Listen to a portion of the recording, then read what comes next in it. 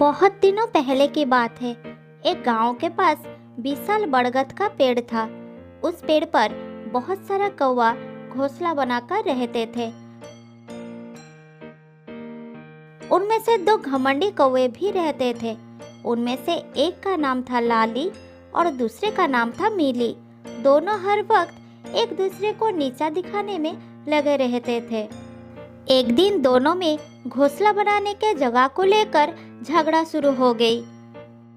मैं इसी जगह पर घोंसला बनाऊंगी। ये जगह मैंने पहले देखा है। तुम उस तरफ अपना घोंसला बनाओ। मैं तुम्हें यहाँ घोंसला बनाने नहीं दूंगी। नहीं, यहाँ मैं घोंसला बनाऊंगी। ये जगह मैंने पहले देखा है। फिर दोनों में झगड़ा शुरू हो गई। अरे अरे, तुम लोग आपस में क्यों लड़ाई कर रहे हो? ये अच्छी बात नहीं है। इस पेड़ पर अन्य प्रजाति के बहुत सारे पक्षी हैं। वो सब हमारे बारे में क्या सोचेंगे? अभी तुम लड़ना झगड़ना बंद करो। लाली थोड़ा ताकतवर थी। वो उस जगह पर कब्जा करके अपना घोंसला बना लेती है। फिर मीली गुस्से में लाली को कहती है, मैं तुम्हें नहीं छोड़ूंगी। तुमने मेरे जगह पर कब्जा करके घोंसला बना ली। इसका बदला मैं लेकर रहूंगी। छोड़ूंगी नहीं मैं तुम्हें। हाँ हाँ, तू जा। बहुत देखी है मैंने तेरे जैसा। जल्दी निकल जा यहाँ से। फिर मीली वहाँ से उड़कर पास में रहने वाले अपने दोस्त नेउले के पास जाती है।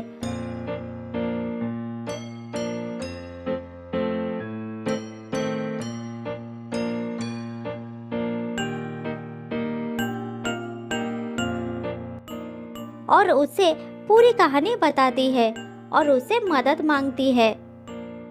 अब तुम ही बताओ दोस्त, मुझे क्या करनी चाहिए? तुम्हारे पास कोई उपाय है तो बताओ। मैं तुम्हारा दोस्त हूँ। तुम्हारी मदद करना मेरा फर्ज है। मैं तुम्हें एक ऐसा उपाय बताता हूँ जिसके बाद वो कभी उस जगह पर घोंसला नहीं बनाएगा। उस पेड़ पर आने से भी डरेगा वो। जल्दी से मुझे वो उपाय बताओ मेरे दोस्त। मैं अभी उसे सबक सिखाऊंगी। हाँ, बताता हूँ। वो बड़ा सा पेड़ दिख रहे है ना, उसके नीचे एक बिल है। उस बिल में एक सांप रहता है। उसे वो जगह दिखा दो जहाँ तुम्हारा दुश्मन रहता है।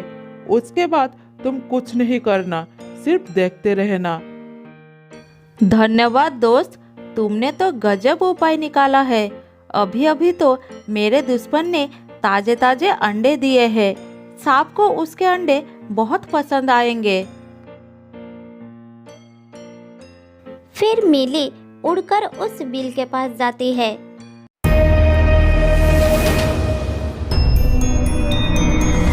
तुम मेरे पास क्यों आई हो?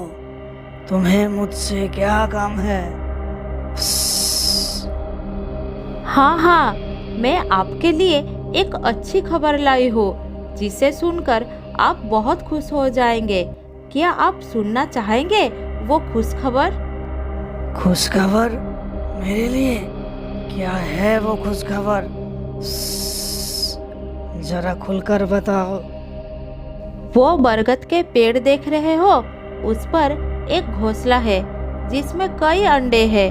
आपको अंडे बहुत पसंद है ना? इसलिए ये खबर मैं आपको देने आई हूँ। ये तो बहुत अच्छी खबर है। मुझे अंडे बहुत पसंद है। मैं अभी उस बरगद के पेड़ पर जाता हूँ। अंडे का नाम सुनकर मेरे मुंह में पानी आ रहा है। मैं तो यही चाहती हूँ। आप जल्दी जाइए और उस अंडे को खाने का आनंद उठाइए।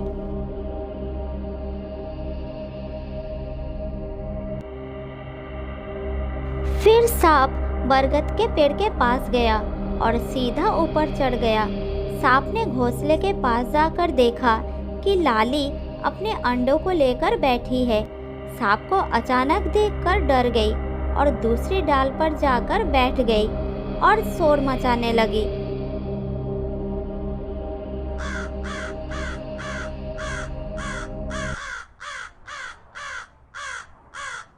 लेकिन उसकी मदद के लिए कोई नहीं आता है।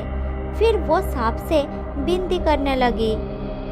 सांप भाई, मेरे अंडों को छोड़ दो, उन्हें कुछ मत करना, मैं हाथ जोड़ती हूँ। मैं अपने शिकार के साथ दोस्ती नहीं करता हूँ, मुझे बहुत भूख लगी है। तुम चिल्लाओ मत, मुझे मेरा आहार करने दो, फिर मैं चला जाऊंगा। फिर सांप एक एक करके सारे अंडे को खा लिया। बहुत दिनों बाद ताजे ताजे अंडे खाने को मिले। बहुत स्वादिष्ट अंडे थे, पेट भी अच्छी तरह से भर गया। अब घर में जाकर सो जाता हूँ।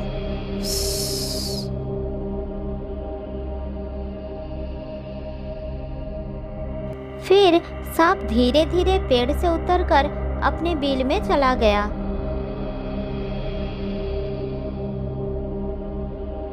मिली, तुमने ये अच्छा नहीं किया। एक दिन तुम्हें भी इसके लिए पछताना पड़ेगा। आज मैं रो रही हूँ, एक दिन तुम्हें भी बच्चों के लिए रोना पड़ेगा।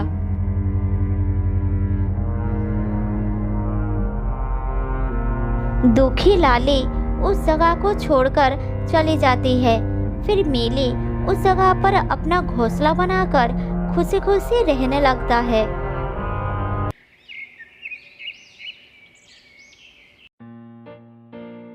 कुछ दिन बाद उसने 2 अंडे देती है।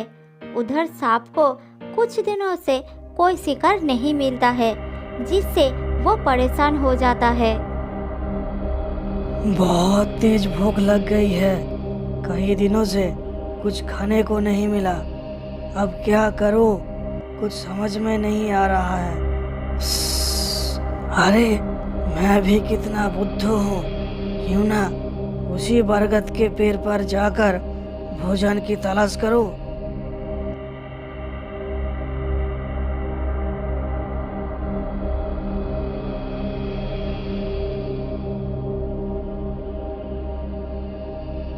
ये कहकर सांप उस बरगद के पेड़ के ऊपर चढ़ जाता है। लेकिन उस समय मिली किसी काम से घोंसले से बाहर गई थी।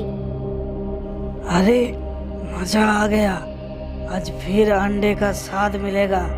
आज तो कोई रोकने टोकने वाला भी नहीं है, मजे से अंडे खाऊंगा।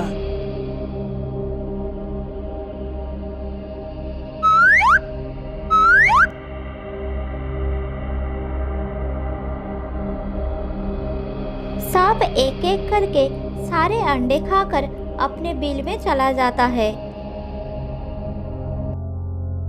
इधर कुछ देर बाद मिली वापस आती है। अपने अंडों को घोंसले में ना पाकर वो रोने लगती है। पता नहीं मेरे अंडों को कौन ले गया। मुझे तो उस लाली पर शक है, उसी ने मुझसे बदला लिया होगा। ऐसा घिनौना काम वही कर सकती है। फिर पास के डाली पर बैठा हुआ एक कौवा उसे कहता है। मिली बहन, कुछ देर पहले एक सांप आया था, उसी ने तुम्हारे अंडों को खाया है। मैं बहुत डर गई थी, इसीलिए कुछ नहीं कर पाया। ये सुनकर मिली बहुत परेशान हो जाती है। उसने मुझे धोखा दिया है, मैं उसको नहीं छोड़ूंगी, मैं बदला लेकर रहूंगी।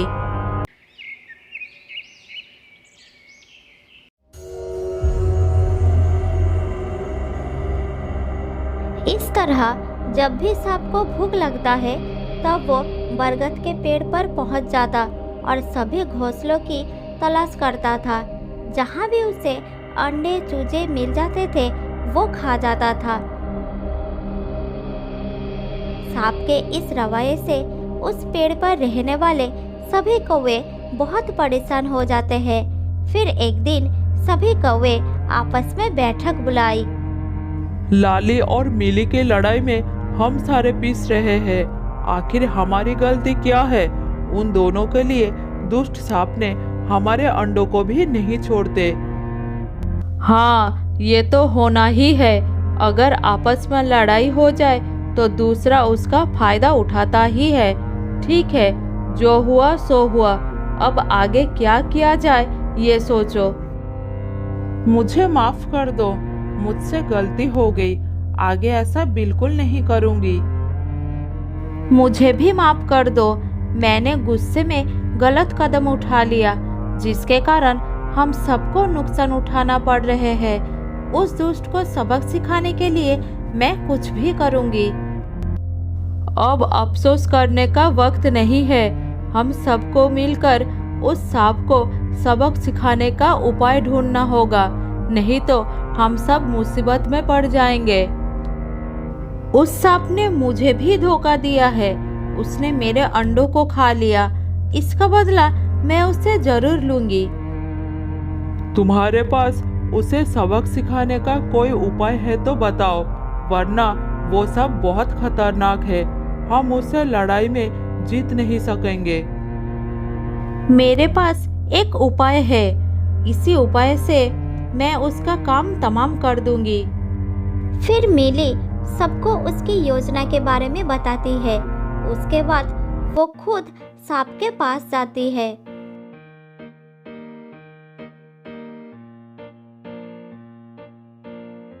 अरे कैसे आना हुआ? आज क्या खबर लाए हो? आज भी कोई खुश खबर लाए हो क्या? आज तो और भी अच्छी खबर लाई हो। आप मेरे साथ चलिए। मैं आपको ऐसी जगह लेकर जाऊंगी जहां अंडे ही अंडे खाने को मिलेंगे। क्या सच कह रहे हो ना? तुम मुझे झूठ तो नहीं बोल रहे हो? मैं झूठ नहीं बोलती हूँ। इसके आगे भी आप मेरे साथ गए थे, याद है ना? सांप उसके बाद विश्वास कर लेता है और उसके साथ चल पड़ता है।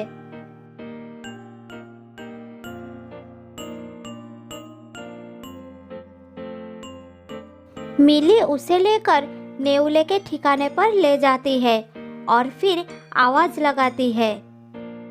दोस्त देखो, तुमसे मिलने कौन आया है। मिली की बात सुनकर नेउला बिल से बाहर निकलता है और नेउले को देखते ही सांप कहता है, ये तुमने क्या किया?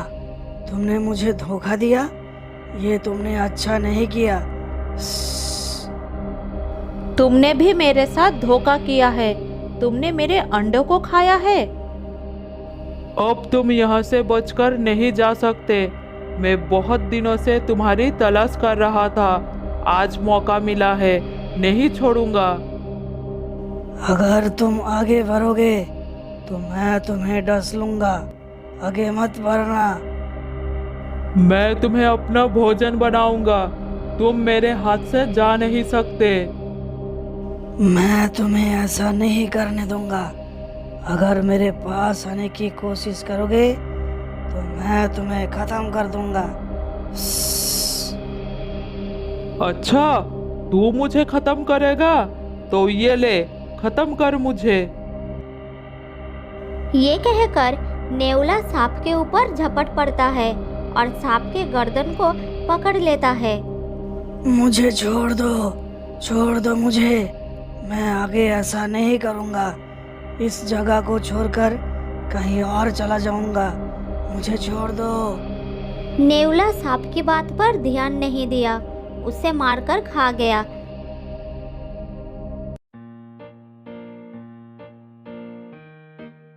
फिर मिली वहां से चली जाती है और ये खबर सबको बताती है। सारी बात सुनकर बरगद के पेड़ पर रहने वाले कौवे बहुत खुश हो जाते हैं और फिर से खुशी खुशी रहने लगते हैं। बहुत दिनों पहले की बात है।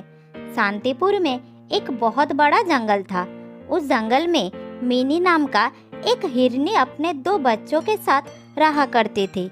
बच्चों में से बड़े का नाम था मिंटू और छोटे का नाम था चिंटू।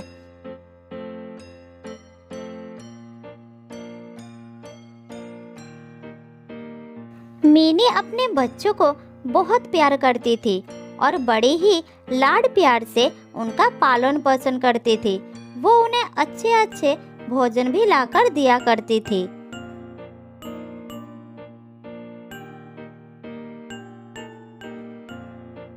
कुछ महीने पहले ही मिनी के पति की मौत हो गई तब से वो अपने बच्चों को कभी भी पिता की कमी महसूस नहीं होने दी। देखो मेरे बच्चों, मैं तुम दोनों के लिए खाना लाई हूँ, अब जल्दी से खा लो। अरे वाह, मजा आ गया। माँ, तुम सब्जी लाए हो? मुझे ताजे ताजे सब्जी बहुत पसंद है। नहीं नहीं, मुझे पहले दो माँ, मैं बड़ा हूँ, मैं पहले खाऊंगा। हाँ बाबा हाँ, सबको बराबर दूंगी। शांति से बैठो जरा, मैं ये सब्जी तुम दोनों के लिए ही तो लाई हूँ। पहले तुम दोनों को खिलाऊंगी, उसके बाद जो बचेगा मैं खाऊंगी। मेरे प्यारे बच्चों, आओ मेरे पास आओ। फिर दोनों बच्चों खाना शुरू करते हैं। खाने के बाद मिंटू अपने माँ से कहता है, माँ, इतने ताजे सब्जी तुम कहाँ से लेकर आती हो? मुझे भी तुम्हारे साथ ले चलो ना माँ, मैं भी ताजे सब्जी लाऊंगा। मेरे प्यारे बच्चों, तुम लोग जब बड़े होकर जंगल में खाना ढूंढने जा सकोगे, तब मैं तुम दोनों को सारे ठिकाने दिखा दूंगी। अब तुम दोनों बहुत छोटे हो, घर में ही रहा करो, बाहर बहुत खतरा है। अच्छा माँ, ठीक है, तुम जैसा कहोगे हम वही मानकर चलेंगे माँ। मैं तो बिल्कुल बाहर नहीं जाऊंगा माँ, बाहर बहुत खतरा है। तुम मुझे खाना ला कर दोगी और मैं बैठे बैठे खाऊंगा। लेकिन मेरे बच्चे, मैं तो हमेशा जीवित नहीं रहूंगी, मेरी भी तो उम्र हो रही है। बड़े होने के साथ साथ तुम दोनों को जंगल के सब कुछ सीख लेना होगा, नहीं तो मैं जब नहीं रहूंगी तब मुसीबत में पड़ जाओगे। नहीं माँ, तुम्हें कुछ नहीं होगा, मैं तुम्हें कुछ नहीं होने दूंगा।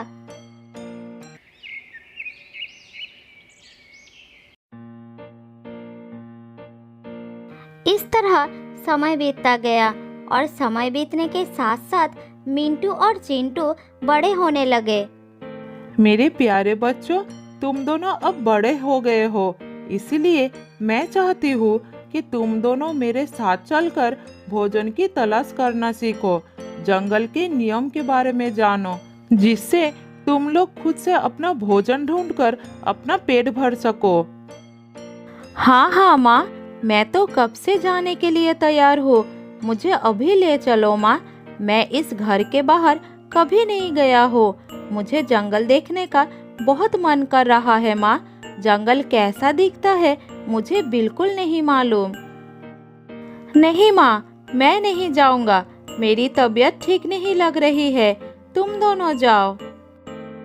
अच्छा अच्छा ठीक है, कोई बात नहीं, मैं तुम्हारे लिए भोजन लाऊंगी। फिर माँ बेटे भोजन लाने के लिए जंगल के तरफ चले जाते हैं और चिंटू घर में बैठकर आराम करने लगता है। इसी तरह कुछ और दिन बीत जाता है।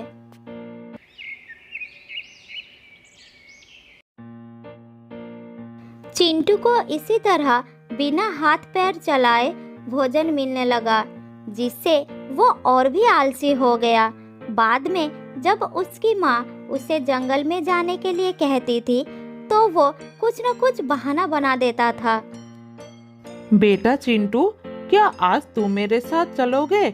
ऐसे बैठे रहने से कुछ नहीं होगा, तुम्हें भी तो खाना ढूंढना सीखना होगा। नहीं माँ, मेरे पैरों में बहुत दर्द हो रहा है और फिर जंगल से भोजन लेकर आना, इसमें कौन सी बड़ी बात है? तुम मुझे फालतू में परेशान कर रही हो, ये सब मैं खुद कर सकता हूँ। अभी तुम जाओ, मैं नहीं जाऊँगा। अच्छा ठीक है, तुम आराम करो, मैं खाना लेकर आती हूँ। मिनी को ये बात समझ में आ जाती है कि चिंटू की आदत बिगड़ गया है, वो आलसी हो गया है। अगर वो अभी भी नहीं सुधरा तो उसे एक दिन बहुत बुरे वक्त का सामना करना पड़ सकता है। इसी तरह मिनी उसकी भविष्य को लेकर चिंतित हो जाती है, लेकिन चिंटू को लगता था कि उसकी माँ उसे अपने साथ ले जाकर बस परेशान करना चाहती है। खाना ढूंढना तो वो सीख ही लेगा, लेकिन अभी नहीं। इसी बीच एक दिन मिनी की मौत हो जाती है। दोनों भाई माँ के पास खड़ा होकर बहुत रोने लगता है।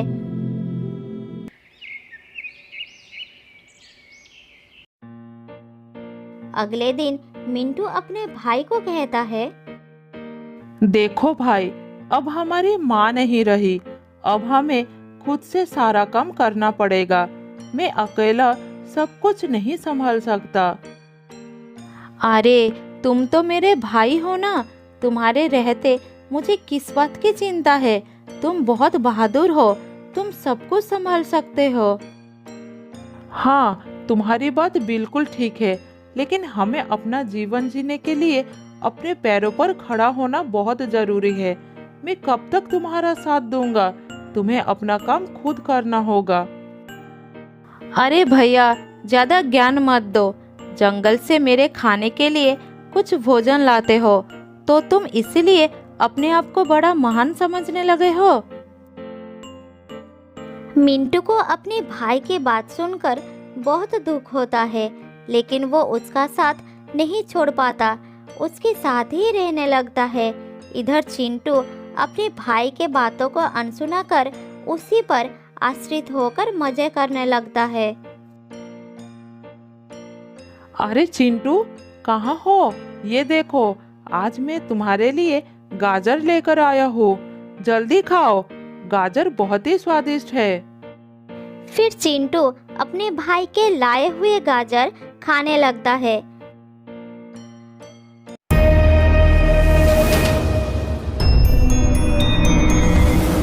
इसी तरह दिन बीतता गया। एक दिन उस जंगल में एक बदमाश शेर आता है। जो भी प्राणी उसके सामने आता है उसे वो शिकार कर लेता है। सभी प्राणी डर के मारे अपने अपने घर में छुप जाते हैं। भाई चिंटू, जंगल में एक खतरनाक शेर आ गया है। तुम उसे बच के रहना। जब तक मैं खाना लेकर नहीं आ जाता तब तक तुम सावधान रहना। ठीक है, तुम मेरी चिंता मत करो और तुम भी सावधानी से वापस आना। मिंटू घर से निकलकर भोजन के तलाश में निकल जाता है।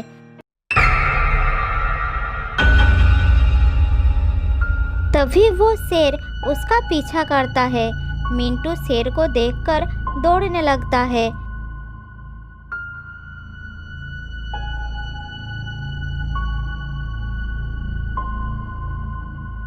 फिर किसी तरह एक छोटा सा गुफा के अंदर छुप जाता है और अपना प्राण बचा लेता है। लेकिन वो शेर उस गुफा के सामने बैठकर मिंटू के बाहर आने का इंतजार करने लगता है। ये शेर तो मेरे पीछे ही पड़ गया। अब मैं अपने घर कैसे जाऊंगा?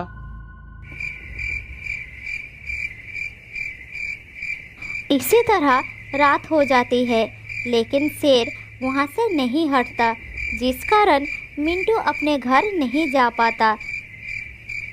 उधर चिंटू अपने भाई के घर ना लौटने के कारण भूखा ही रह जाता है, लेकिन वो भोजन के लिए कोई भी कोशिश नहीं करता।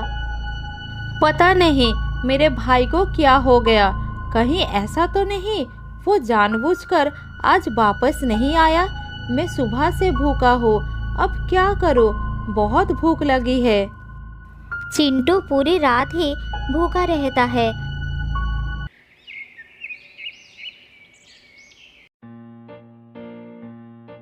अगली सुबह मिंटू घर वापस आता है और अपने भाई को खाना देता है।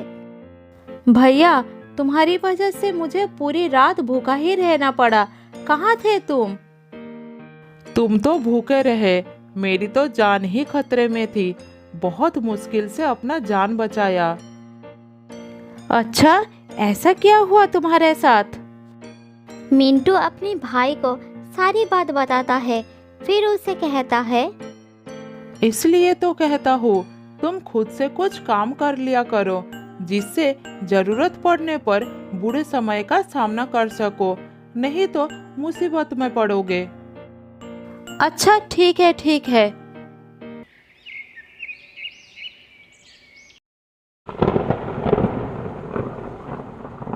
इसी तरह समय बीतने लगता है। कुछ दिनों में बारिश का मौसम भी आ जाता है और तेजी से बारिश शुरू हो जाती है। भैया, बहुत भूख लगी है, कुछ खाना ला कर दो ना, रहा नहीं जा रहा है। मैं क्या कर सकता हूँ, बारिश थमने के नाम ही नहीं ले रही। क्या हम बारिश में खाना लाने के लिए जा नहीं सकते हैं? माँ ने कहा था आंधी तूफान या तेज बारिश होने लगे तो घर से बाहर नहीं निकलना, जान को खतरा हो सकता है।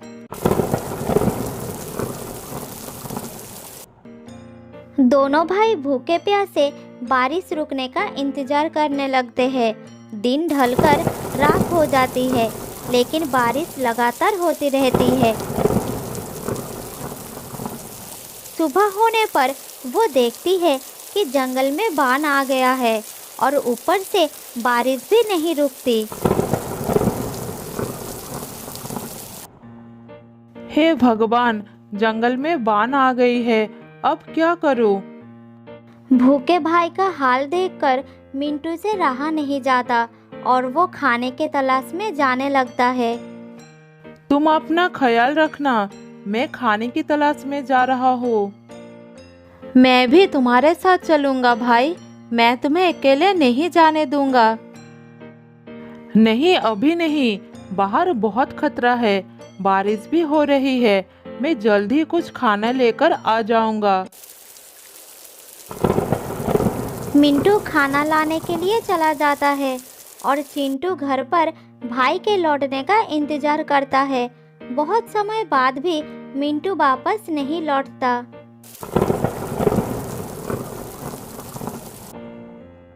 अरे भैया, अभी तक वापस क्यों नहीं आया? इतनी देर हो गई, भूख से तो मेरी जान निकल जा रही है। अगर मुझे खाना ढूंढने का अनुभव होता तो मैं खुद चला जाता। चिंटू को बहुत ही पछतावा होता है कि वो हमेशा दूसरों पर निर्भर रहा।